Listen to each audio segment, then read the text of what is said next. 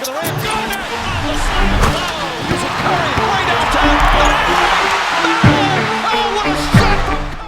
Almost exactly 3 years ago, I dropped a video talking about the top 5 storylines going into the 2020s. It was right before the 2020 NBA season started. Of course, I didn't know what the biggest storyline was going to be at that time. However, I found myself having a little bit of fun the other day going back and listening to those, and I'd figured out how to update them, because depending on how you look at it, we are headed into the 4th season of the 2020s, the 3rd at worst. In any case, the 5 stories I picked have definitely developed since then, and I figured it would be fun to go back and see how those stories progressed as we enter the 2023 season. I don't think I'm really doing these in order, so at number 1, I talked about Kevin Durant's fate. At the time, if you'll remember, he had just joined the Brooklyn Nets. We knew he wasn't going to play that season because he had a torn Achilles. And also at that time, it was very fair to question how he was going to be returning, because the only thing we knew about Achilles was that they basically take a player a few notches down from where they were before. Also, probably talked about whether he was going to win a championship that people would look at differently than the Golden State ones. And so on those fronts, since then, it's been a bit up and down. So KD has actually only played 90 games since then. He missed all of 2020, played 35 in 2021, 55 in 2022. Those are regular season games. He's been phenomenal. He's been an MVP candidate. Hell, he did some amazing things against the Bucks in the 2021 playoffs. Of course, against the Celtics in the first round of last season, that was probably the worst series he's had. Either way, he has boasted averages of 29 points, 6 assists, 7 rebounds, 52% from the field, 40% from 3. Like, it's KD as we know it. I would say he's lost a step on defense. That's to be expected after the Achilles. And yeah, again, just durability. Last year, the MVP race probably looks different if he plays like 70, 74 games instead of 55. So that's the main concern going forward. It's not whether he's gonna be the same. He averaged 30 points a game last year. 33 years old, probably still got a lot more in him. It's just throughout the season, is he going to crack that 60 mark at least? Because he's never on the floor, and because his co-star is also so independable, you just never know what you're going to get from this Brooklyn squad. As a matter of fact, didn't even know if either one of them were going to be on the Brooklyn squad, because he went and requested a trade this summer, thought he had more leverage than he did, ended up coming back. As far as we know, they're going to play the whole season together. Before that, they had a guaranteed championship. In 2021, when they got James Harden, you'll remember the question was when they were going to win the title, not if. They just never really saw the floor together. So, in terms of how it's going for KD since I made that video, it's like he still has his skill, but does he still have the ability to be on the floor? Because if he can do that, who knows how long he's got left. Again, age 33, and he can clearly go as long as his body allows him. At number 2, we talked about the Warriors. At the time of that video, we were fresh off of the death of the dynasty. KD had gotten injured and left. Klay Thompson had gotten injured. So they were about to start the season with no real idea of when Klay Thompson was coming back. It was probably going to be later throughout the year. The roster did not look that good. It was pretty much just how long can Steph and Draymond hold the fort until Klay Thompson gets back. And I theorized in that video that they were not dead. I thought the dynasty was merely on break, but I felt that if you had that core, if you just surrounded them with some type of talent, you could probably end up still going on runs and winning championships. And what did they do? They kept that core. They added talent, went out and got Andrew Wiggins, which was a huge move. The only thing is, it took a bit longer than expected. Remember, this is 2019. I made that video, Klay just had the ACL injury. Did not know that we were going to get to the 2020 offseason, and then he was going to tear his Achilles. So this one really did not have any clear path of coming true at a certain point. The fact that they had to wait 2 seasons for it, it's pretty incredible. Klay, Steph, and Dre would go on to barely even play together in the 2022 season and still get to the playoffs and have enough chemistry to go all the way. They also won the championship that solidified the dynasty. Steph still didn't have a finals MVP. They went on, they closed the case on all of that. They're currently the defending champions and dealing with more adversity. The road to repeating is always strikingly difficult, and now it's even more strikingly difficult.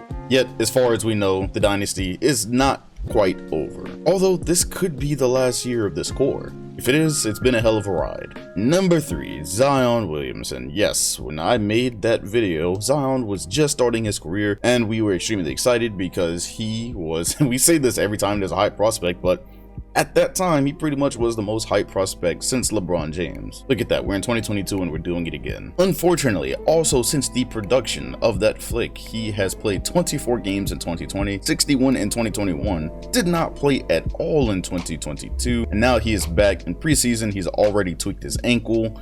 He's been out because of foot injuries, leg injuries. It's not encouraging. However, if he can play, if he can stay on the floor, that's encouraging, because the Pelicans kind of have a roster that I assume in the next year or so will be contending. It's not that crazy when you think about it, as his counterpart in John Morant is already contending. He's already playing at a fringe MVP level. You have to assume that if Zion had just been on the floor, it would kind of probably be the same thing. Maybe it will be this year. Already made the All-Star team in 2021. Let me remind you, last time we really saw him play, that was 27 points on 61% from the field on a team that just did not really have space. It didn't fit his skill set, and he simply created space. I had a video about that towards the end of that season. So still very young, still a lot of potential. Physically in the preseason, he looked really good. He's just got to be able to put an actual season together and build off of that. Dude with his team, because I have all the Pelican stock right now. If they can just be there together, I'm going to be paid handsomely from that stock. Still, for the few times we have gotten to see him, one of the most electrifying and exciting players in the league. Can't wait to see how his game develops. I still have hope, because Joel Embiid was hurt all the time when he started his career and still turned into an MVP candidate, probably a future MVP in my opinion. I have these same hopes for Zion Williamson. This would be year 4 of his career, and it just really feels like we've barely seen him. Number 4.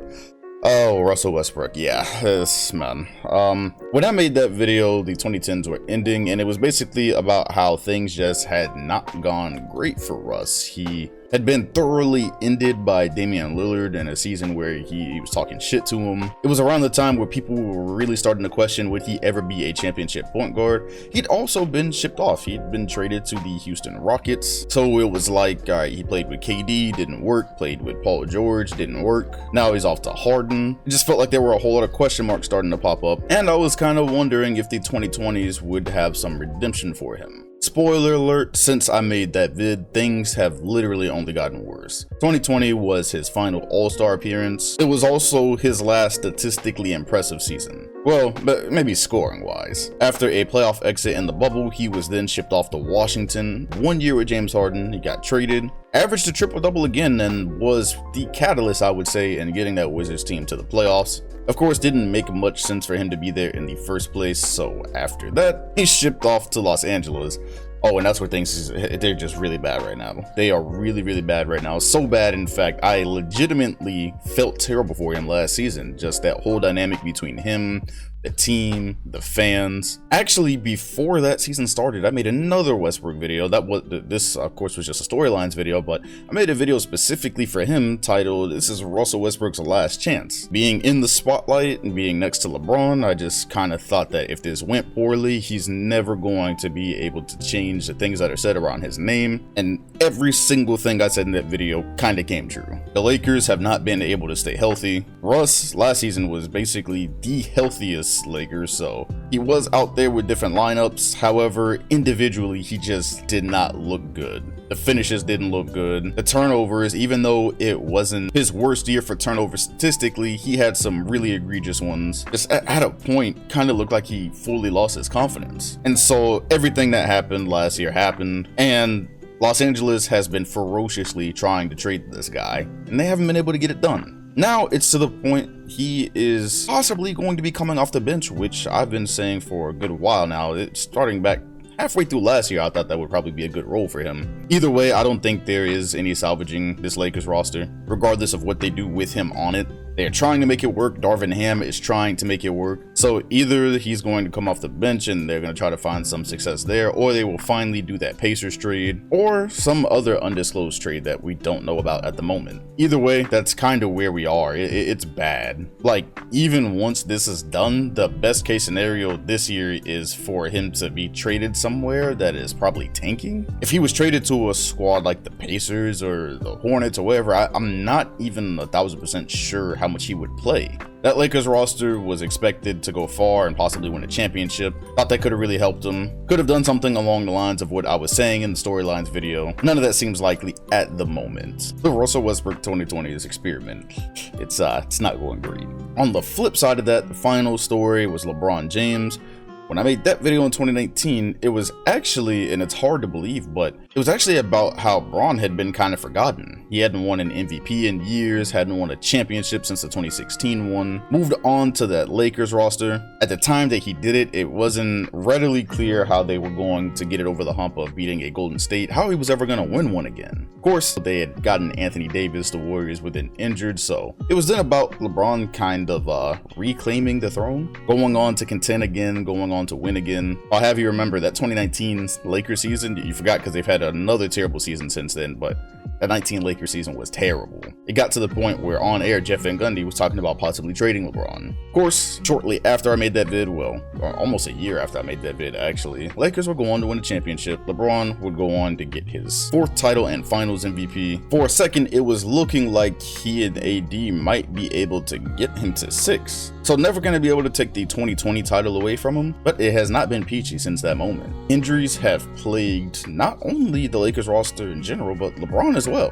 In 2021, their repeat efforts were practically thwarted by his groin injury. He played 45 games there. He had more injuries in 2022. He played 56 games. It does not help that AD has been everything you would expect from AD in that time with injuries. This team can't even start the process of trying to get back to where they were in 2020 because they can't stay on the floor. Even in this preseason, Dennis Schroeder just went out with an injury. Lonnie Walker and Westbrook have had small injuries. AD's being held out of games because of his back. It's all just what it's been for the last couple of years. So I suppose all that matters is they got the title. LeBron went on to complete the mission that I laid out for him in that video. But where it goes from here is anybody's guess. His fate is tied to Westbrook's fate. They haven't even really been on the floor to play together. When they do, from a fit perspective, it still doesn't look that good. But yeah, if they could just get the step 1, that would probably help. Something tells me it's probably going to be a lot more Kendrick Nunn. And that's if he stays on the floor. Yep, it's a mess. And so if this season goes terribly, he will have won a championship in 2020, got first rounded in 21, missed the playoffs in 22, and probably first rounded or missed the playoffs in 23, if it goes as badly. But that will remain to be seen. I just thought it was interesting going back to listen to that video and how much time has already passed since it. Maybe in another 2 to 3 years we'll come back and see how those stories have progressed. Yeah, just track them every 2 or 3 years. Sounds like a plan. If you enjoy it, make sure to hit the like button, comment, subscribe. Also hit the bell next to my name if you want notifications every time a new video drops. Appreciate you all watching, and I'll see you on the next one.